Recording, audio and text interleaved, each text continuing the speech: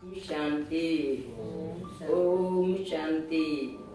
ओम शांति।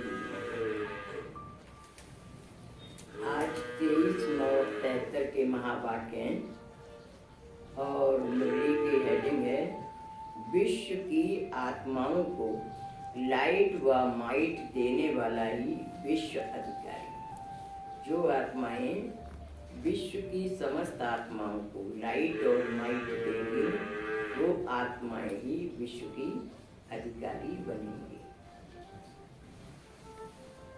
नव विश्व निर्माता त्रिकालदर्शी बनाने वाले हर परिस्थिति और हर समस्या का सामना करने की शक्ति देने वाले और दिव्य दृष्टि विधाता शिव बाबा बोले। कितनी विशेषताएं बताई शिव बाबा की। नव विश्व निर्माता त्रिकालदर्शी बनाने वाले हर परिस्थिति और हर समस्या का सामना करने की शक्ति देने वाले और दिव्य दृष्टि विधाता शिव बाबा बोले। क्या कहा? क्या आप अपने ऊंचे से ऊंचे बाप की ऊंची स्थिति पर सदा स्थित रहने वाली स्वयं को श्रेष्ठ आत्माएं समझकर हर कर्म करते रहते हो? यानी हम ऊंचे से ऊंचे बाप के बच्चे हैं और ऊंची स्थिति पर सदा स्थित रहने वाले हमारे पिता स्वयं को भी वैसा ही श्रेष्ठ आत्माएं समझकर हर कर्म करते हो। जैसे बाप के बारे में गायन है, ऊंचा तेरा नाम, ऊंचा तेरा काम, ऊंचा तेरा धाम। इसी के अनुसार क्या आप अपने को भी बाप समान ऊंचे नाम और ऊंचे काम करने वाली विशेष आत्मा समझते हो? इसको यह ध्यान रखते हो कि एक भी व्यर्थ अथवा साधारण संकल्प उत्पन्न ना हो। अगर मतलब हमेशा स्मृति में रहे कि ऊंचा हमारा काम जैसे बाप है वैसे ही हमें बनना है, तो यह ध्यान रखते हो कि एक भी व्यर्थ और साधारण संकल्प उत्पन्न ना हो। इसको कहा जाता है ऊंची स्थिति। क्या आप अपने को ऐसी ऊंची स्थिति वाला अनुभव करते हो? जब तक व्यर्थ यानी वेस्ट संकल्प, बोल व कर्म है तब तक श्रेष्ठ यानी वेस्ट वेस्ट नहीं बन सकते। एक है WASTE वेस्ट। वेस्ट हम जब करते हैं मतलब व्यर्थ संकल्प चल रहे हैं, व्यर्थ एनर्जी वेस्ट कर रहे हैं, तो the best BEST good better best होता है ना, सुपरलेटिविटी, तो वेस्ट नहीं कर सकते। वेस्ट को खत्म करेंगे तब हम बेस्ट नहीं बन सकते। या तो वेस्ट बेस्ट यानी श्रेष्ठ है या फिर वेस्ट व्यर्थ की बातें हैं। जैसे दिन है तो रात नहीं है, रात है तो दिन नहीं, वैसे ही जहाँ वेस्ट होता है वहाँ बेस्ट यानी उच्च स्थिति नहीं बन सकती। तो वेस्ट यानी ऊंच बनने के लिए वेस्ट यानी व्यर्थ को खत्म करना पड़ेगा। प्रोनाउंसिएशन थोड़ा सा मिल रहा है दोनों मिलता है, तो इसलिए तो जब बेस्ट व्यर्थ खत्म हो जाएगा तब अनुभव करोगे कि आत्मा कैसा भी कार्य करती हुई, कैसे भी वातावरण अथवा परिस्थिति में रहती हुई और हंगामे होते हुए भी रेस्ट यानी आराम में है। यानी अगर आपकी श्रेष्ठ स्थिति है तो कैसा भी वातावरण होगा, कैसी भी परिस्थिति होगी, उसमें भी आप रेस्ट माने आराम का अनुभव करेंगे। आपके अंदर बौखलाहट, घबराहट, चिंता, परेशानी की स्थिति नहीं आएगी। जैसे आजकल साइंस वाले अपनी साइंस की नॉलेज यानी विद्या के आधार पर कैसे भी दुख के समय एक इंजेक्शन द्वारा अल्पकाल के रेस्ट यानी आराम का अनुभव कराते हैं ना। यानी पेशेंट बहुत तड़प रहा है तो वो क्या करता है, इंजेक्शन लगा दिया तो आराम की महसूस आती है। तो अल्पकाल के लिए आराम का अनुभव कराते हैं ना। वैसे ही कितनी भी आवाज और कितना भी तमोगुणी वातावरण हो, लेकिन साइलेंस की शक्ति से वेस्ट यानी व्यर्थ समाप्त होने के कारण वेस्ट यानी श्रेष्ठ स्थिति में स्थित होने से सदा रेस्ट यानी आराम अनुभव करोगे। यानी अपनी स्थिति कैसा भी वातावरण हो कंफर्टेबल रहेगी, आरामदायक स्थिति में रहेंगी, वातावरण आपको प्रभावित नहीं कर पाएगा। अर्थात सदा अपने को सुख और शांति की सैया पर आराम करता हुआ अनुभव करोगे। जैसे यादगार का चित्र भी है, यादगार का चित्र याद है क्या दिखाते हैं? यादगार का चित्र दिखाते हैं शेष नाग की सैया पर समुद्र में विष्णु को लेटा हुआ।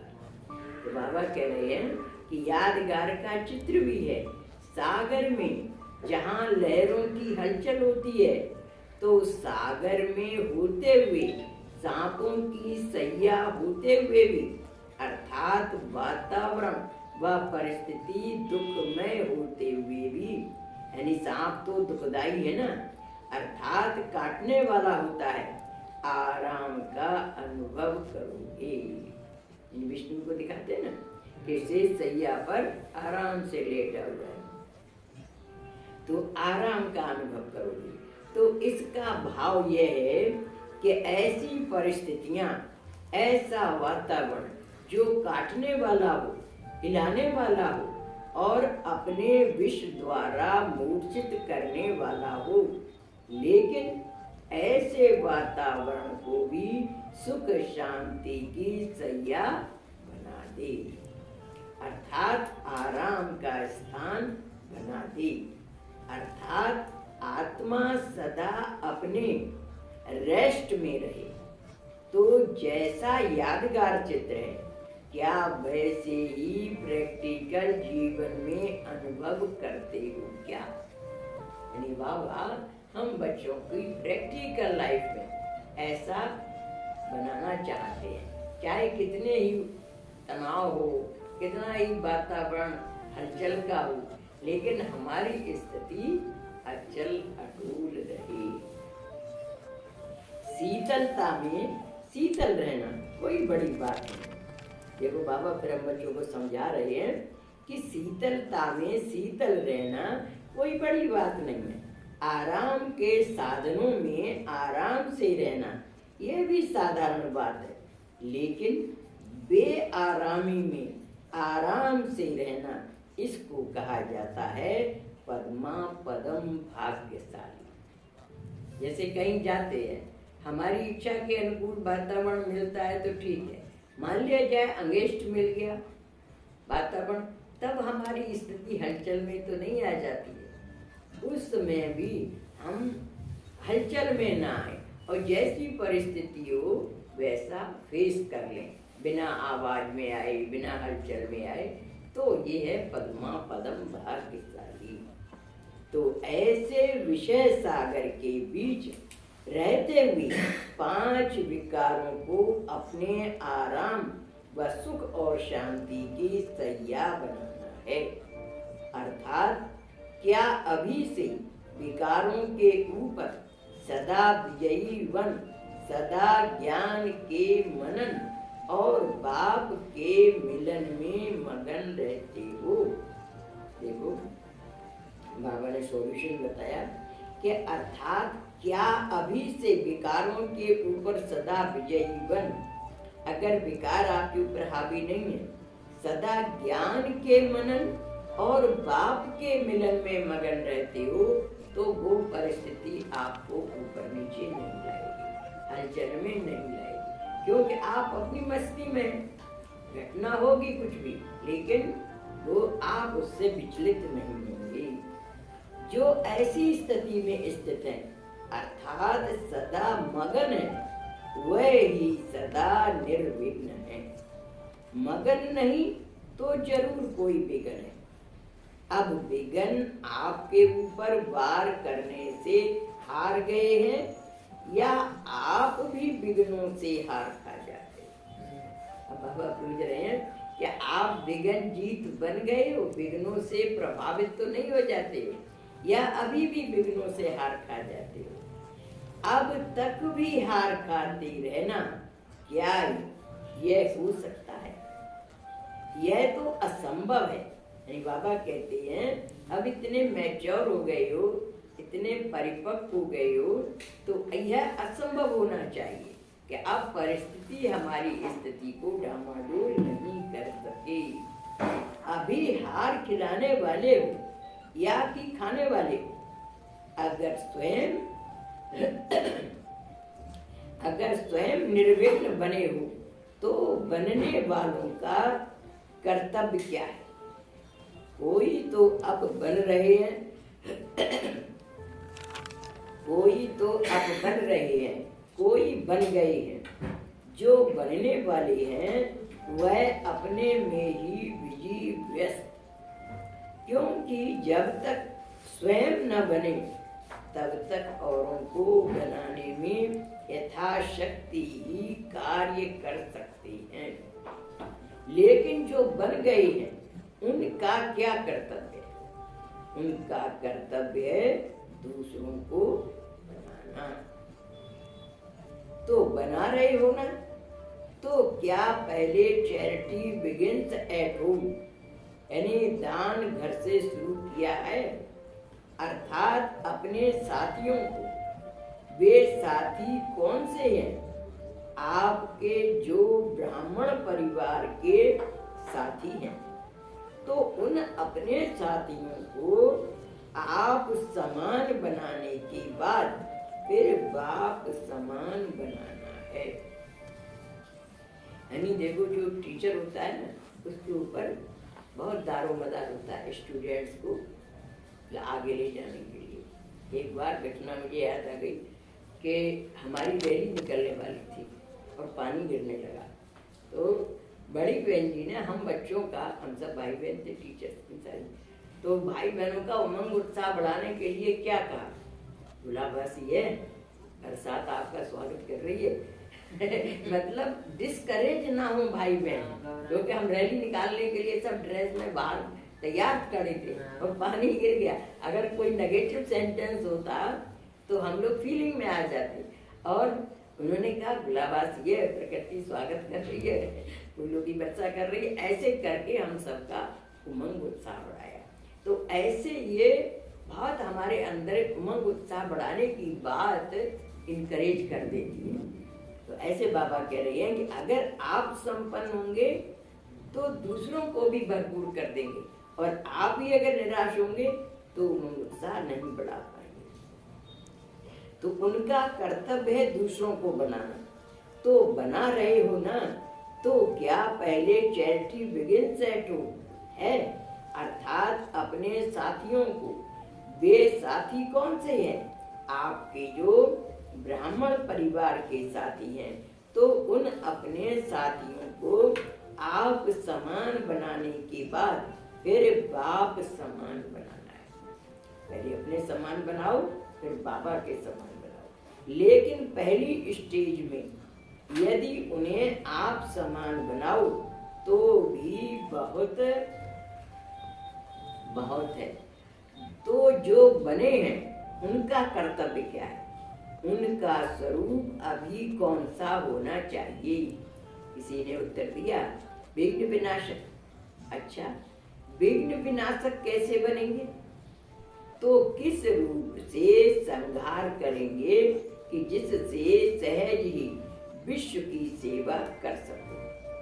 वह रूप कौन सा है? वो है डबल लाइट और माइट हाउस का। डबल क्यों कहा? क्योंकि आपको दो कार्य करने हैं। किसी को मुक्ति का रास्ता बताना है और किसी को जीवन मुक्ति का रास्ता बताना है। एक ही रास्ता नहीं बल्कि दो रास्ते दिखाने हैं और हर एक आत्मा को अपने अपने ठिकाने लगाना है।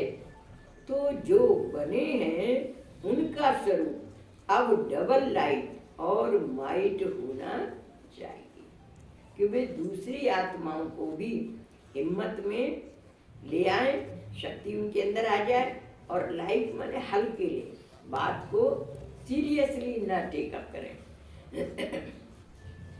उनका स्वरूप अब डबल लाइट और माइट होना चाहिए ताकि एक स्थान पर होते हुए भी चारों ओर अपने लाइट और माइट के आधार से भटकी हुई आत्माओं को ठिकाना दे देवें।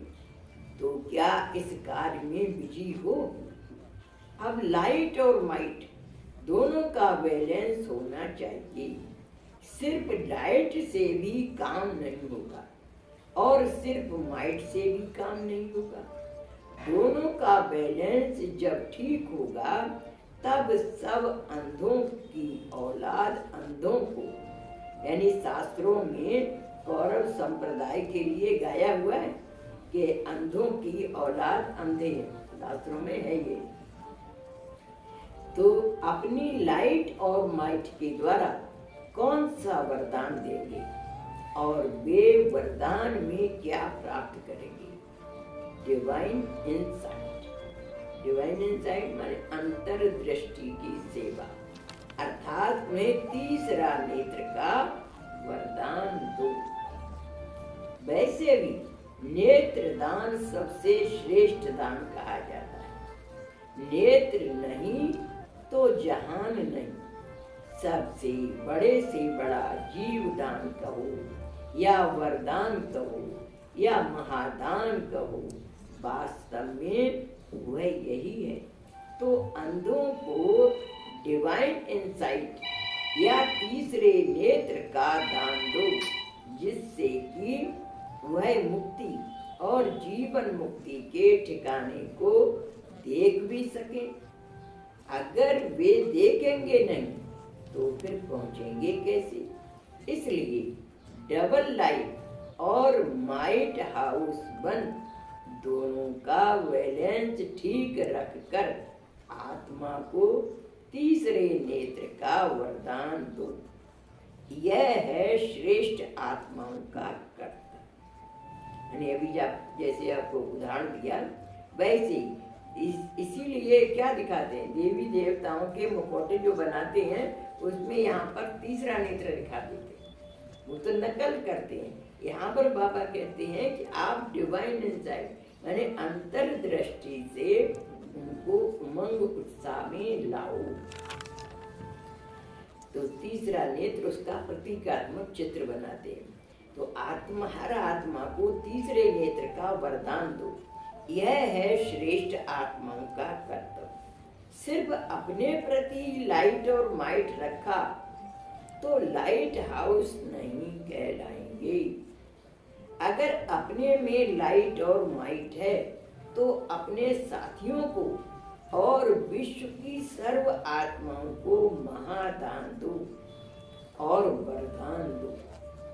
अगर कोई बल्ब चारों ओर रोशनी ना फैलाए, सिर्फ जहाँ जल रहा है उस थोड़े से स्थान पर ही लाइट दे, तो कहेंगे ना ये तो काम का नहीं है। क्या कहेंगे? काम का नहीं है, दूसरों को रोशनी नहीं दे रहा। तो अपने को देखो कि क्या मैं स्वयं तक लाइट माइट देने वाला बनाऊं या विश्व तक लाइट और माइट देने वाला बनाऊं। जितने तक लाइट देने वाले अब बनेंगे उतने ही छोटे व बड़े राज्य के अधिकारी भविष्य में बनेंगे। जैसे कहा होता है ना, as you sow so you will reap, जैसा बोगे वैसा काटोगे। तो यहाँ जितना आपका दृष्टिकोण विस्तृत होगा उतना ही बड़े राज्य के आप मालिक बनेंगे। तो अगर सिर्फ थोड़ी सी आत्माओं के प्रति लाइट और माइट देने के निमित्त बनते हैं तो वहां भी थोड़ी सी आत्माओं के ऊपर ही राज्य करने के अधिकारी बनेंगे। यहाँ विश्व के सेवाधारी तो वहां भी विश्व के राज्य अधिकारी होंगे। एक होते हैं राज्य अधिकारी बनने वाले जिनको टीचर कहते हैं, वह राज्य कारोबार सिखलाने वाले बनेंगे, लेकिन राज्य करने वाले नहीं। यानी राज्य करने वाले और राज्य अधिकारी बनाने वाले टीचर दोनों में डिफरेंस है। तो उस डिफरेंस को बाबा बता रहे हैं कि अब आप सिखलाने वाले बनेंगे या करने वाले बनेंगे। राज्य करने वाला राजा अलग होता है और राजगुरु जो समझाने वाला होता है, पढ़ाने वाला होता है, वो अलग होता है। तो बाबा पूछ रहे हैं कि वहाँ सतयुग में भी निमित्त मात्र पढ़ाते तो होंगे ना। राज्य कारोबार सिखलाने वाला शिक्षक जो होते हैं उनको राज्यधारी कहते हैं, परंतु राज्य अधिकारी नहीं। उनके टाइटल भी अलग है। जो राज्य कारोबार सिखलाने वाला शिक्षक होगा उसको राज्यधारी कहेंगे, परंतु राज्य अधिकारी नहीं। या तो राज्यधारी बनेंगे या राज्य अधिकारी। लेकिन अधिकारी वह बनेंगे जो अभी से अपने स्वभाव, संस्कार और संकल्प के अधीन नहीं बनेंगे। जो अपने स्वभाव, संस्कार, संकल्प के अधीन नहीं है वो अधिकारी बनेंगे। यानी यहाँ पर जिनके अंदर अधिकार की भावना वो वहाँ अधिकारी बनेंगे, और नहीं तो क्या बन जाएंगे? राज्य शिक्षक बन जाएंगे, राज्य मतलब सिखाने वाले बन जाएंगे, अधिकारी नहीं बनेंगे। तो अभी से अपने स्वभाव, संस्कार और संकल्प के अधीन नहीं बनेंगे। जो अभी भी अपने संकल्प के अधीन होता है तो क्या वह अधिकारी हुआ? यानी जो अभी संकल्प के अधीन हो गया तो वो मालिक तो नहीं हुआ ना, राज्य अधिकारी हुआ क्या? वह संकल्पों के भी अधीन हुआ ना। तो इसलिए अब संकल्पों के भी अधीन नहीं, स्वभाव और संस्कार के अधीन नहीं होना है। न तो संकल्प के न स्वभाव और संस्कार के अधीन होना है। जो अब से इन सब के अधिकारी बनेंगे वह ही वहाँ राज्य अधिकारी। देखो ये छोटी छोटी माइन्यूट बातें हैं, मतलब संकल्प, स्वभाव और संस्कार सबके प्राय अलग अलग होते हैं, लेकिन इनके जो आत्माएं वशीभूत नहीं होती हैं वो ही विजेता समझी जाएंगी। यानी इनका प्रभाव उनके ऊपर नहीं है। मेरा तो स्वभाव ऐसा है, मेरा संस्कार ऐसा है, ऐसे नहीं। जैसा मिले, जैसी स्थिति हो, परिस्थिति हो, अपने आप को वैसा मोल्ड कर सके वो ही अधिकारी है। तो बाबा कह रहे हैं कि जो अब इन सब के अधिकारी बनेंगे वह ही वहाँ राज्य अधिकारी बनेंगे। अब हिसाब निकालो कि कितना अधीन रहते हैं और कितना अधिकारी रहते हैं। यानी हर एक अपने आप को चेक करो कि मैं अपने आप को परिस्थिति के अनुसार मोल्ड कर लेती हूँ आराम से, या अंदर में खींच चल रही है और कर तो रहे हैं परिस्थिति के अनुसार, लेकिन अंदर की स्थिति अप एंड डाउन हो रही है। फिर उसकी रिजल्ट से स्वयं भी अपने भविष्य का साक्षात्कार कर। अगर हर परिस्थिति में एट ईज परिस्थिति में रहते हैं, यानी परिस्थिति हमारे ऊपर हावी नहीं हो पाती है, तब समझो कि आप विश्व राज्य अधिकारी के लायक बने हैं। तो भविष्य का साक्षात्कार कर सकते हैं। अर्थात अपने आप को परखने के आईने में अपने वर्तमान और भविष्य 21 जन्मों के लिए हमारे फ्यूचर के फीचर्स यानी भविष्य के हमारे जो फीचर्स माने नाक नक्श होंगे क्या होंगे वह भी देख सकते हो। कोई होते ना काम तो कर रहे हैं लेकिन नाक मुंह चढ़ा के कर रहे हैं, तो फीचर्स से भी मालूम पड़ जाएगा कि खुशी से वो काम कर रहे हैं या बेमन से कर रहे हैं। तो फ्यूचर के फीचर्स क्या होंगे वह भी देख सकते हो। आप अपने 21 जन्मों के फीचर्स भी देख सकते हो अगर आपका अपने आप को परखने की शक्ति का आईना इतना पावरफुल हुआ था। यानी अपने आप को मतलब हमें खुद परखना है। जैसे कहते हैं कि फर्स्ट डिजर्व देन डिजायर, मतलब तो हम पहले पात्रता तो अपने अंदर विकसित करें। सब विश्व राज्य अधिकारी बनना चाहते हैं लेकिन हमारी इनर की पोजीशन कैसी है? अगर हम आंतरिक रूप से कार्य कर रहे हैं लेकिन मन में अनख है, ये तो दूसरा नहीं जान पाता है ना कि हम बेमन से कर रहे हैं कि मन से कर रहे हैं, तो स्वयं भी जान सकता है ना जो कर रहा है काम। चेहरे की स्थिति बता, हाँ बस चेहरे की स्थिति से मालूम पड़ जाता है। तो ऐसे ही बाबा कह रहे हैं कि हर एक अपने आप को चेक करो कि हमारा अंदर की पोजीशन कैसी रहती है। तो अपने आप को परखने की शक्ति का आईना इतना पावरफुल हुआ तो उस आईने में तो सिर्फ वर्तमान देख सकते हैं। जैसे दर्पण होता है, आईना होता है, उसमें हम क्या वर्तमान क्या देख सकते हैं। भले कितने भी पावरफुल शीशे हों जिस द्वारा बहुत दूर की चीज को भी देख सकते हैं, लेकिन वह भी है तो इस दुनिया का ही ना, उसमें भविष्य को तो नहीं देख पाते। लेकिन आप लोगों को परखने की शक्ति का आईना इतना पावरफुल मिला है जिससे न सिर्फ भविष्य एक जन्म को अपितु 21 जन्मों को देख सकते, यानी केवल एक जन्म को नहीं देख सकते लेकिन 21 जन्मों को अपना भविष्य को देख सकते हो। और फिर 21 जन्मों के आधार पर भविष्य पद के आधार पर अपने पुजारीपन के पार्ट को भी देख सकते हो। यानी हमारे जो पुजारी जब हम भक्ति काल आएगा द्वापर युग, तो हमारी पूजा भी कैसे होगी उसको भी देख सकते हो। तो ऐसा पावरफुल आईना जो बाप दादा द्वारा प्राप्त हुआ है, क्या उनमें देखते रहते हो? अपने को क्लियर देख सकते हो कि देखने के लिए किसी और की जरूरत है? त्रिकालदर्शी को और कोई की आवश्यकता होती है क्या?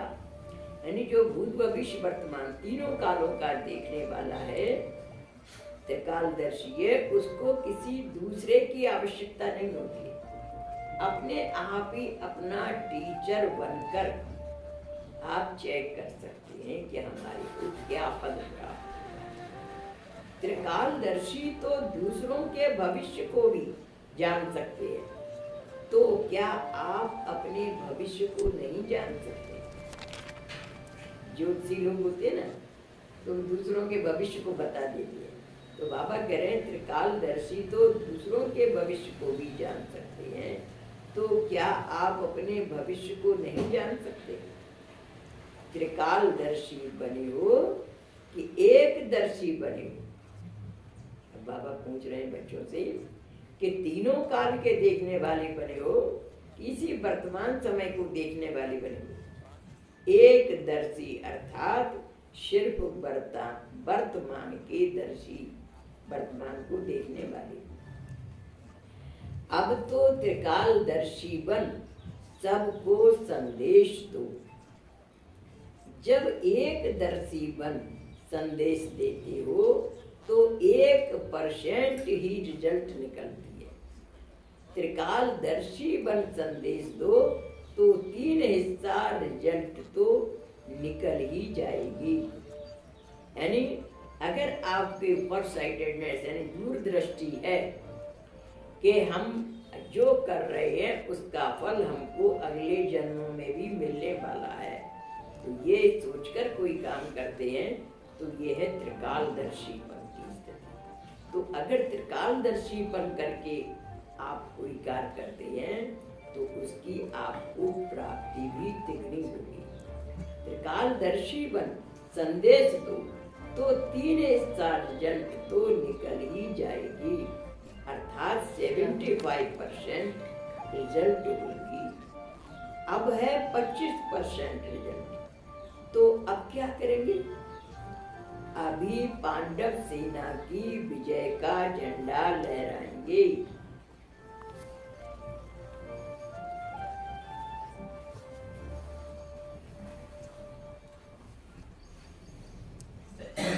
तो बाबा त्रिकालदर्शी और एक कालदर्शी का अंतर बता रहे हैं कि त्रिकालदर्शी बन संदेश दो तो 3 हिस्सा रिजल्ट तो निकल ही आएगी, अर्थात 75% रिजल्ट होगी। अब है 25% रिजल्ट। तो अब क्या करेंगे? अभी पांडव सेना की विजय का झंडा लहराएंगे। फिर क्या करेंगे? दोनों ही लहराएंगे ना। यह झंडा लहराना तो सहज है, चाहे एक के बजाय 100 झंडे लहरा दो। ये कपड़े वाला झंडा ये एक की बजाय 100 लहरा दो। हर एक अपने एरिया में जितने चाहे लहरा दे, लेकिन इस झंडे के लहराने का अर्थ क्या है? विजय का झंडा लहराना। तो अब मिलकर तन मन और धन सब लगा रही हो ना, वह किस लक्ष्य से लगा रही हो? क्या सिर्फ शिव के चित्र के झंडे लहराने के लक्ष्य से? अब लक्ष्य ये रखो कि सब मिलकर अपनी राजधानी पर विजय का झंडा लहराएंगे, अपनी राजधानी स्थापन करेंगे और सब पर विजय पाएंगे। देखो, सब पर यानी वहां पर क्या होता है? तन का सुख, मन का सुख, धन का सुख, जन का सुख, प्रकृति का सुख, सब प्रकार के सुख होते हैं। तो सब पर झंडे लहराएंगे, सब पर विजय पाएंगे। अगर बच भी जाए तो वह भी दबे हुए हो, यानी कोई अगर एंटी वाला बच भी गया तो क्या होगा? दबा हुआ होगा। बोलने से चुप तो हो ही सकते हैं ना। अब तो चुप भी नहीं है, अब तो बोलने में भी होशियार है। यानी एंटी लोग क्या है, कुछ ना कुछ क्रिटिसिज्म करते रहते हैं। तो बाबा कह रहे अगर कोई बच भी जाए तो अपना मुंह नहीं खोलेगा। देखो, विश्व का मुख कौन सा है? बाबा कहते हैं अखबार, पर्चे और मैगजीन, यानी इससे ही तो आवाज विश्व तक पहुंचती है। तो अखबार, पर्चे, मैगजीन। अब विश्व के मुख द्वारा बोलते तो रहते हैं ना, लेकिन चुप हो जाएं, मार न सको तो कम से कम मूर्छित तो करो। अगर नहीं मरे तो कम से कम बेहोश तो हो जाए। मूर्छित वाला भी बोलेगा तो नहीं ना। अब यह रिजल्ट आउट होनी है। राख कौन बनते हैं? यानी उसका दाह संस्कार कर देती तो राख बन जाती है। तो बाबा कह रहे हैं राख कौन बनते हैं और कितने बनते हैं, और कोटों में से, लाखों में से एक कौन निकलते हैं, वह भी देखेंगे। लेकिन यह होगा कैसे? इसके लिए 2 बातें छोड़नी है और एक बात धारण करनी है। 2 बात कौन सी छोड़नी है? तो बच्चों ने जवाब दिया, 2 मत को छोड़कर 1 मत धारण करनी है। लेकिन बाबा कह रहे लेकिन 2 मत होती क्यों है? 1 मत से 2 मत में आने का कारण क्या है? दो बातें छोड़नी क्या है और एक बात धारण क्या करनी है। तो बाबा कहते हैं छोड़नी है एक तो स्तुति और दूसरी परिस्थिति। यानी हम अपना आंकलन स्तुति के आधार पर नहीं करें कि हमारी कोई तारीफ कर रहा है तो हम बहुत मार्वलस, या परिस्थिति कोई आ गई तो उसमें हम डगमग हो गए, परिस्थिति हमारे ऊपर हावी हो गई। बाबा कहते हैं कि ये दोनों बातें छोड़नी, ना दुख सुख सरिस प्रशंसा का है, दोनों स्थितियां, तो मान मिले अपमान मिले, कोई प्रशंसा करे या गाली दे, हमारे ऊपर इनका प्रभाव ना पड़े। और दूसरी बात परिस्थिति, क्योंकि एक तो कोई परिस्थिति के कारण डगमग होती है और दूसरे स्तुति में आने से स्थिति नहीं बनती है। तो इसलिए स्व स्थिति को धारण करना है और स्तुति और परिस्थिति दोनों बातों को छोड़ना। यानी हमारी जो स्व स्थिति, आत्मा के जो 7 गुण बताए जाते हैं, शांत स्वरूप, सुख स्वरूप, प्रेम स्वरूप, आनंद स्वरूप, शक्ति स्वरूप, ज्ञान स्वरूप, पवित्रता स्वरूप, ये 7 गुण हमारे ऊपर डोमिनेट करें, तब हम अपनी स्व स्थिति में एक रस रह सकते हैं। परिस्थिति या स्तुति हमको अप एंड डाउन की स्टेज में नहीं ला सकती। तो इसलिए स्व स्थिति को धारण करना है और स्तुति और परिस्थिति, इन दोनों बातों को छोड़ना है। संकल्प से भी छोड़ना, यानी संकल्प में भी नहीं आए, परिस्थिति के कारण स्व स्थिति नहीं होनी है और स्तुति के कारण स्थिति नहीं होती, परिस्थिति के कारण स्व स्थिति नहीं होती है और स्तुति के कारण स्थिति नहीं होती। तो इसलिए स्तुति में कभी नहीं आना। अगर यहाँ अपनी स्तुति का संकल्प भी रखा तो आधा कल्प से जो स्तुति होती है उसमें 100 गुना कट हो जाता है। कितना बाबा मतलब सचेत कर रहे हैं बच्चों को कि अगर यहाँ पर हम इच्छा रखते हैं कि हमारी कोई तारीफ करे, तो अगर यहाँ अपनी स्तुति का संकल्प भी रखा तो आधा कल्प यानी सतयुग त्रेता दोनों युगों में जो स्तुति होनी है उसमें 100 गुना कट हो जाता है। क्यों? द्वापर कलयुग में जो स्तुति होगी उसमें कट हो जाएगा ना सतयुग। हाँ, सतयुग त्रेता में द्वापर कलयुग में जो स्तुति करते ना भगत लोग, तो उसमें कट हो जाए, उतनी प्रशंसा नहीं मिलेगी। उसमें तो परफेक्ट रहेंगे। सतयुग त्रेता में तो उसका प्रारब्ध पाएंगे और द्वापर कलयुग में जो भगत लोग देवी देवताओं की महिमा गान करते हैं ना, उतनी महिमा नहीं मिलेगी, उसमें कट हो जाएगा। तो आधा कल्प से जो स्तुति हो रही है उसमें 100 गुना कट हो जाता है, क्योंकि अब की अल्पकाल की स्तुति सदा काल की स्थिति को कट कर देती है। इसलिए अब परिस्थिति शब्द भी नहीं कहना और स्तुति का संकल्प भी नहीं करना। अब दोनों बातें खत्म करनी है, परिस्थिति ऐसी थी नहीं और किसी से भी स्तुति की इच्छा नहीं, संकल्प नहीं, स्वस्थिति में रहना, स्वस्थिति में रहना। क्योंकि देखो भक्ति में भी अपन देखते हैं, संतोषी माता है, संतोषी माता की पूजा किस दिन होती है? एक शुक्रवार को। लक्ष्मी जी की पूजा लक्ष्मी नारायण के साथ में हर दिन होती है, सीताराम की पूजा हर दिन होती है, राधा कृष्ण की पूजा हर दिन होती है, शीतला देवी की साल में एक बार होती है। तो ऐसे जिनकी पूजा कम होगी यानी उनका यहाँ पर कम भाग कट हो गए, कट हो गए।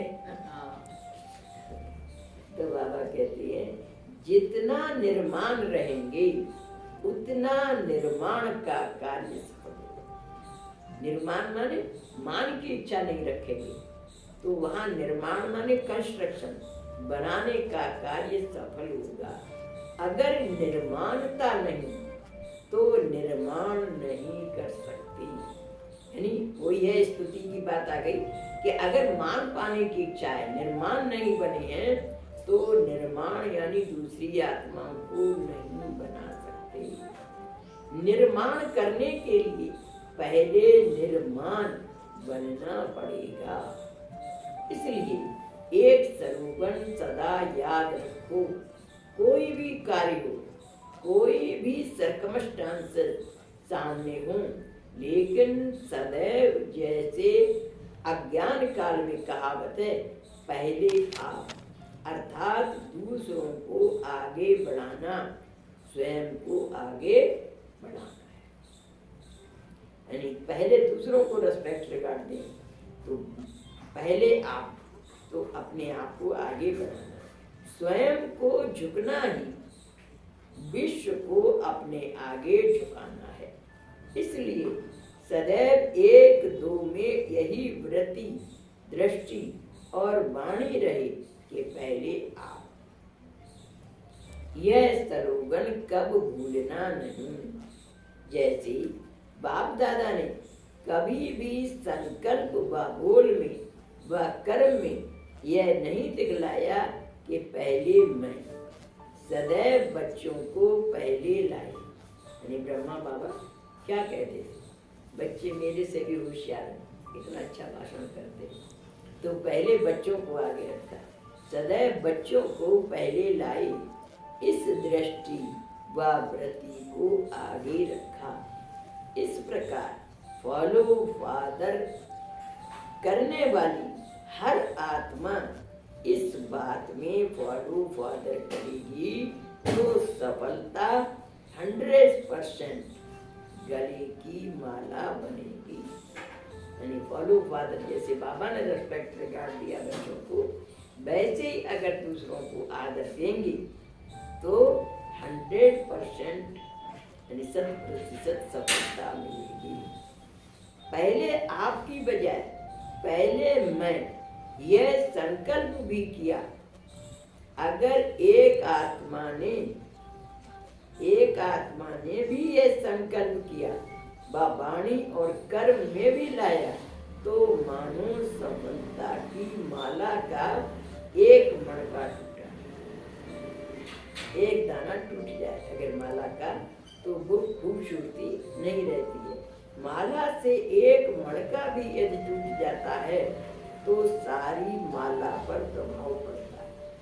इसलिए स्वयं को तो इस बात में पक्का करना ही है, लेकिन स्वयं के साथ साथ संगठन को भी इस पाठ में व इस सरोवर में सदा सफल बनाने के प्रयत्न में रहना है, जिससे विजय माला का एक मणका भी अलग न होने पाए।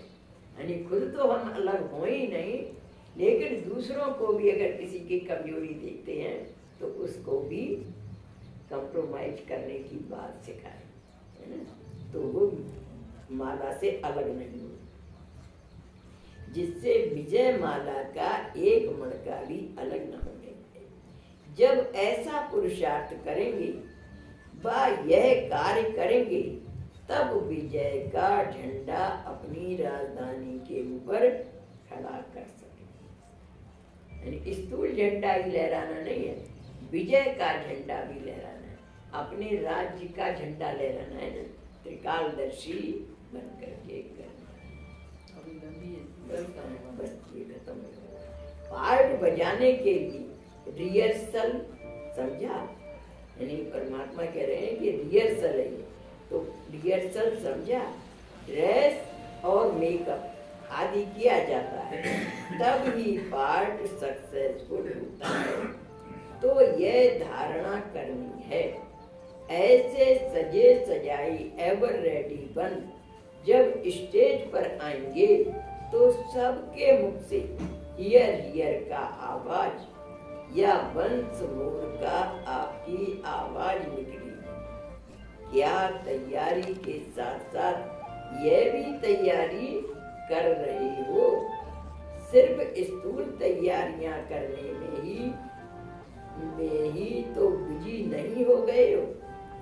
पहले अपनी ड्रेस तैयार करो, फिर मेकअप का सामान तैयार करो। मेकअप करना अर्थात स्थिति में स्थित होना।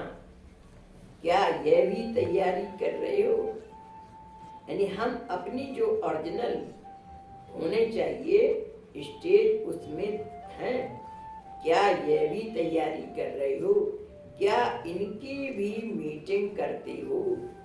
ज्यादा मीटिंग में यह पॉइंट भूल न जाना, स्टॉल को सजाते सजाते समय हो जाए और स्वयं ऐसे ही खड़े हो जाओ। ऐसे होता है ना, कई सेंटर्स पर फंक्शन की तैयारी करते करते ऐसे ही खड़े रह जाते हैं, स्वयं तैयार नहीं होते।